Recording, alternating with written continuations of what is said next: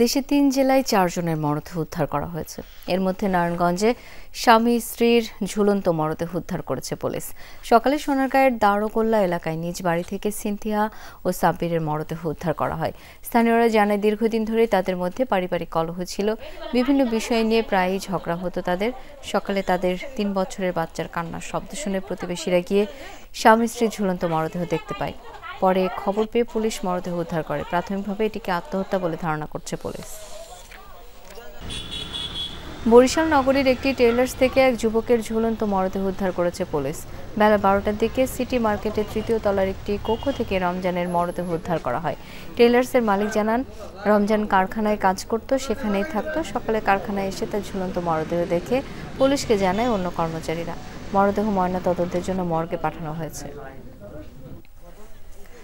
এছাড়া কুষ্টিয়া জেনারেল হাসপাতালের পুকুর থেকে এক নারীর মরদেহ উদ্ধার করেছে পুলিশ। সকাল ৯টার দিকে হাসপাতালের পুকুরে অনন্যা ইসলাম জুথির মরদেহ ভাসতে দেখে পুলিশে খবর দেন প্রত্যক্ষদর্শীরা। পরে পুলিশ এসে মরদেহ উদ্ধার করে। নিহতের স্বজনদের দাবি, জুথিকে হত্যা করে পুকুরে ফেলে দেওয়া হয়েছে। এই ঘটনায় লিখিত অভিযোগ পেলে ব্যবস্থা নেওয়া হবে বলে জানিয়েছে পুলিশ।